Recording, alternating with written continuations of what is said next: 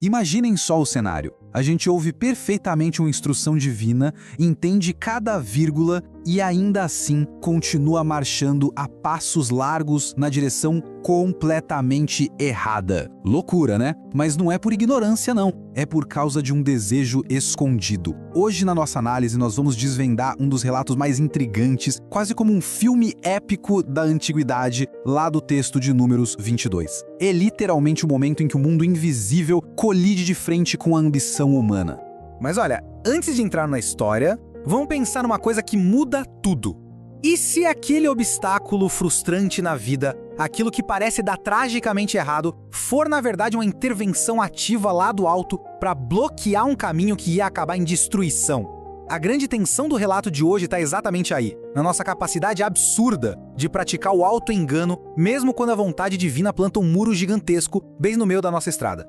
Vamos dar um passo atrás para entender o contexto. O povo de Israel está atravessando o deserto, ganhando força, ganhando território, e o rei de Moabe, um homem chamado Balaque, entra em pânico absoluto. O desespero toma conta. E aí, o que um governante faz quando percebe que o exército dele não vai dar conta do recado? Ele tenta comprar uma guerra espiritual. É isso mesmo, Balaque manda mensageiros com uma fortuna absurda para contratar Balaão, que era um profeta famosíssimo na época, com um único trabalho: amaldiçoar aquele povo que estava chegando. E é bem aí que a história fica fascinante. Balaão recebe aquela proposta de ouro. Como homem espiritual, ele vai lá e consulta o divino. A resposta que volta é muito clara, sem margem para dúvida: não vá. Só que tem um detalhe. Alguma coisa se acende lá no fundo do coração de Balaão. É o clássico e perigoso choque entre saber com certeza absoluta qual é a atitude certa e querer desesperadamente o lucro que a atitude errada vai trazer. A mente dele escutou a proibição, mas nossa, o coração dele estava cobiçando o ouro na mesa do rei. O que é mais impressionante sobre essa cobiça disfarçada de espiritualidade é que esse evento foi tão chocante que o nome do profeta virou um alerta permanente para a história. O famoso caminho de Balaão se tornou a definição clássica para a corrupção espiritual. É o símbolo de quem tenta misturar a fé com a ganância. É o exemplo perfeito de quem tenta manipular a vontade dos céus para conseguir vantagens aqui na terra, sabe? E isso nos leva direto para a estrada. Balaão consegue uma certa permissão condicional para viajar, mas a essa altura ele já está com a mente totalmente focada na recompensa. E então a gente chega na maior ironia de toda essa narrativa. O grande vidente, o profeta super respeitado por enxergar o mundo invisível, está completamente cego. Ele não consegue ver o anjo gigante com uma espada na mão bloqueando a estrada, mas a jumenta dele, um animal de carga comum, vê perfeitamente o perigo. É um contraste gritante. O profeta de olhos vendados pelo próprio ego e o animal com visão espiritual. Imaginemos a cena. A jumenta vê o anjo, entra em pânico, desvia do caminho, esmaga a perna do profeta num muro e, por fim, simplesmente deita no chão. Tipo, daqui eu não passo. E a reação de Balaão? Fúria absoluta. Ele espanca o animal sem dó. E, parando para pensar, isso é um reflexo tão forte de nós mesmos, não acham? A gente costuma ter uma raiva tremenda do obstáculo que, no fundo, está salvando a nossa vida. A frustração humana de não chegar logo onde a gente quer quase sempre nos cega para o fato de que aquele azar é pura proteção divina. Aí chegamos ao ápice dessa viagem. Quando o orgulho do homem chega no nível máximo de bater na criatura que está salvando a pele dele, o impossível acontece. O divino não manda um raio, não manda um terremoto. Ele manda uma jumenta falar. É isso mesmo, o animal abre a boca e questiona as agressões. É um choque total. O céu pegou a voz de um animal de carga para despedaçar a arrogância de um homem que se achava o grande porta-voz do invisível. É genial e assustador ao mesmo tempo.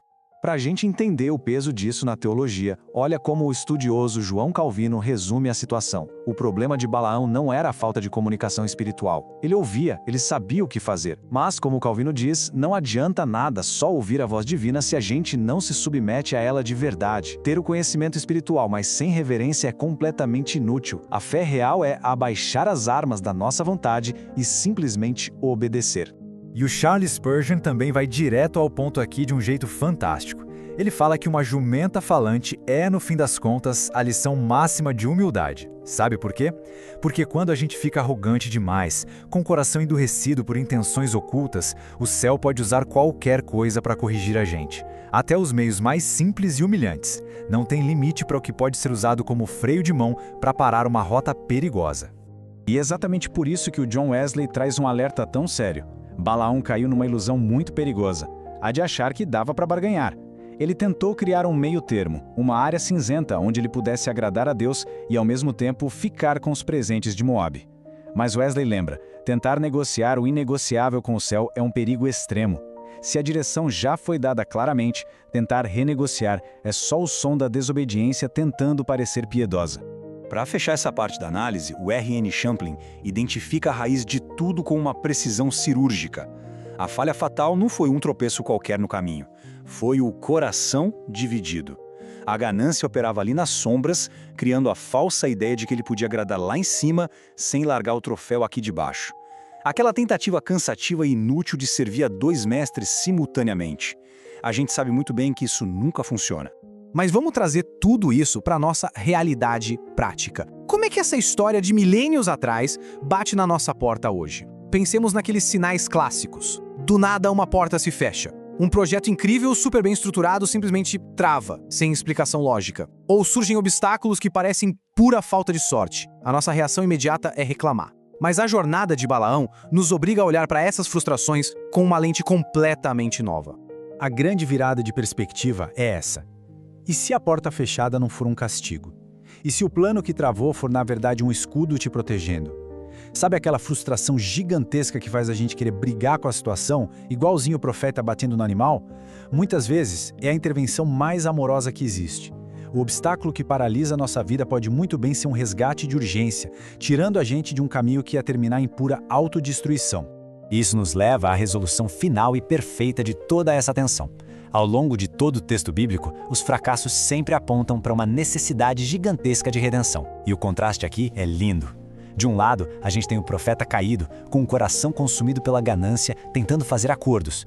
Do outro lado, olhando para o centro da fé cristã, a gente encontra a rendição perfeita. A figura de Cristo representa o exato oposto do caminho de Balaão. É uma obediência sem fissuras, sem segundas intenções, sem nenhum desejo de se autopromover.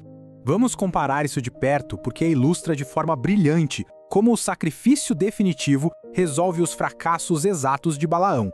O profeta caído estava desesperado para lançar uma maldição, visando estritamente o lucro financeiro. O Redentor perfeito fez o oposto, aceitou tornar-se maldição, motivado exclusivamente pelo amor.